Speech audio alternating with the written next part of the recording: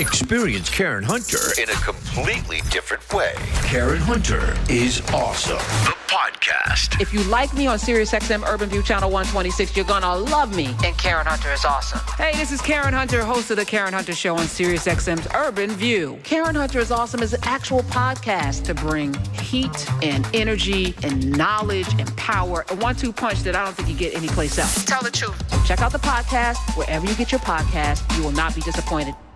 Is beyond me. And where my comedy act is right now is I'm trying to get regular people to stop yelling at each other and realize that it's a select few group of nerds, okay, eating raw almonds and doing their stupid workouts and everything and just competing with each other to have the biggest infinity pool, and the rest of us are getting pushed down. And they've politicized the whole stupid thing, and we're falling for it. And who's the they? Besides people who eat almonds? That idiot Elon Musk. Oh. That guy, like, he's going to, like, who evidently is a Nazi. Like, I just refuse to believe that it was an accidental 2-time Sieg Heil. And he does it at a presidential inauguration. This is why I hate liberals. It's like liberals have no teeth whatsoever. They just go, oh, my God, can you believe I'm getting out of the country? I'm just like, you're going to leave the country because of one guy with dyed hair plugs and a laminated face? Who makes a bad car and has an obsolete social media platform? You're going to leave this. Why doesn't he leave? Why isn't he stopped? What are we so afraid of this guy who can't fight his way out of a wet paper bag? I love him. Bill Burr, yes, saying all of the things that Don Calloway was saying with, fewer words and also more comedy. Don Calloway is here. Hi. First of all, can I tell you, you look very cute. Your haircut is chef's kiss. Thank you. When you're thinning out, you can't just do that Caesar with the waves anymore because it's thinning out. So you got to grow it out a little bit and, mousse it up to curl it up to create the illusion of volume. So that's where we're at right now at 45. Looks good. Thank you. I see it. He got a little third grade part on the side. I said, come on through.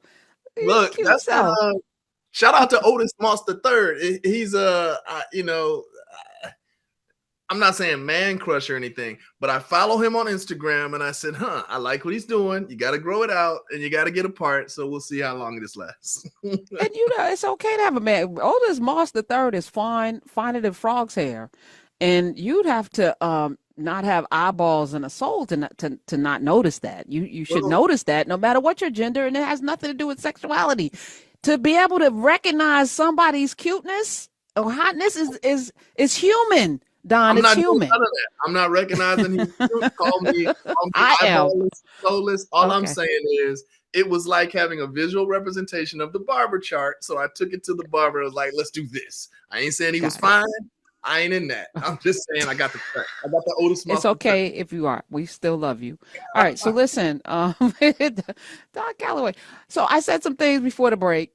You said some things as well. I think we've landed on that this isn't politics. So can we stop talking about what the Democrats need to do and what the liberals need to do? Because it's really what do the people need to do and who are the people that need to do it? And that needs to be the way forward. But tell me what the plan is. Well, I don't know exactly what the plan is, and that's why it's easy to criticize. It's hard to strategize. What I do know is that there are opportunities to enact a novel form of resistance every day. Last week in Washington, D.C., the president demanded that the Mayor Bowser, erase Black Lives Matter, rename the plaza, and take that writing up off the ground. This week in Washington, D.C., there are crews out there drilling. And it is at... Wait, can you pause there for a second, Don? Mm-hmm. They didn't just paint over it. Oh, no, they drilled it out.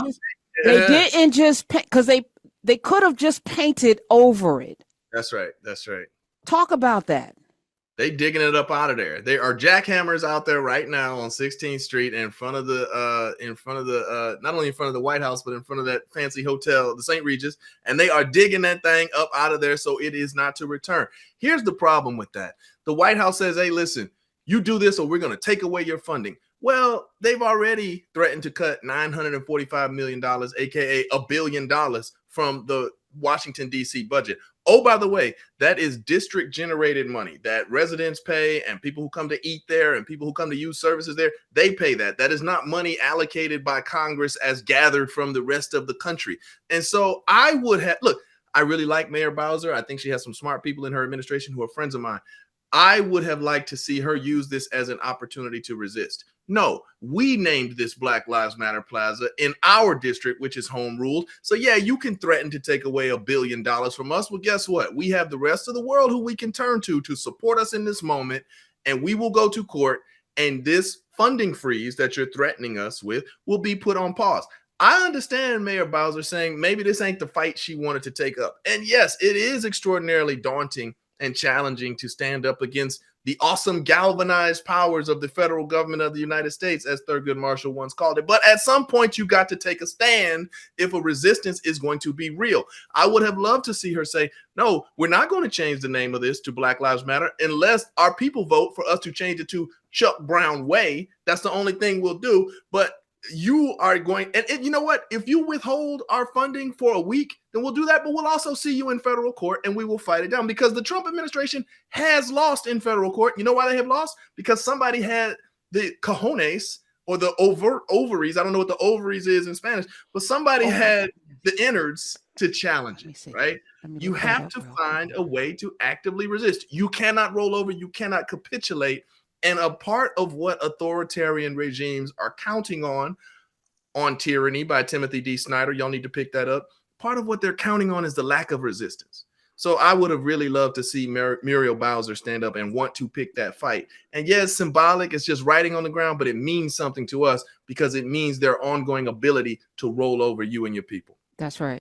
And maybe I'm actually stunned at how easily people are capitulating. So when you say, "Oh, I hear a lot of this could never happen," this is how it happens because people allow it to happen. And I'm stunned. You're right. Yes. This is one thing. I live in a state that gives more money to the federal government than it receives. I pay a lot of taxes. Mm-hmm. I would love for my state to take a stand and not send any money. I was just talking to somebody today. What happened if we didn't pay our income tax? Because I pay a lot of taxes, but I know they would come for me. I know I'm on a list, so where they probably come for me. But somebody, if a lot of everybody decided, I ain't gonna do it. No, I ain't gonna do it. Do it for the vine. No, I'm not gonna do it. But it would have to be more than just a Lauryn Hill or a Wesley Snipes or a Karen. It would have to be collective. But what they gonna do? They don't even have tax people anymore to come after it because they done fired all of the people that Biden hired to go get the money from the billionaires. That could backfire on them. They don't have the resources to go get the money. This is a very tenuous situation, to your point. It's sad, but what can we do at this point? Because we don't have leaders that are willing to do anything but do TikTok videos and stand and shake their fists. Yeah. Well, I will tell you that since politics has failed us, politics cannot be the solution. And so you can't look to elected politicians who have come up in this system, learned how to behave, and not only behave, but succeed and thrive in this system. Any politician you see on your television has thrived in the system as it exists. So you can't look to them to blow it up or burn it down. That's just not how human behavior works, right? And frankly, this is how their salaries are paid. This is how they're saving for retirement. This is how they get their name in the paper. Why would you think they're about to blow up this system? Right. And so we have to look to solutions external, and that is a united people. I mean, if you think about it in the classic sense of money versus people, when money became unfettered, 2010 Citizens United, it became cool for liberals to say, the only thing that beats organized money is organized people. Well, this is the time to test it, motherfucker. Let's see. Are you right or are you wrong? Yes. Are we going to organize people to beat this organized money? Because over here, the money's not organized, but it's endless. You have the richest man in the world, but you have the advantage of his money not being organized. There's a whole lot of white folks that's going to do a whole lot of suffering if Elon Musk's agenda is rolled out to its full fruition. So you don't even have organized money over here. You just got a lot of it. Do you have organized people, or was that just a slogan? Right. And I would tell you that for those of us who are paying attention and those of us who would want to see a different outcome than what we're on pace to get, and some of us are already getting right now, this is your opportunity to determine, number one, are you going to organize? But also you have to be welcoming and listening and accommodating to voices who are non-traditional and who exist from outside of this system, because they're going to be the ones that are going to give you some type of solution or hope that doesn't come from in here. I love Jasmine Crockett, but she ain't about to beat this. I love AOC. She ain't about to beat this. And Hakeem Jeffries ain't about to beat this, right? And so we have to be willing to hear from other people, non-traditional voices, and they're going to be weird, and they're going to be younger than the people you used to listening to, and they're going to be queerer than the people you used to listening to, and they're going to speak in different accents. But we have to be willing to invite different voices to the table, because they have survived for a long time in systems that were already oppressive to them.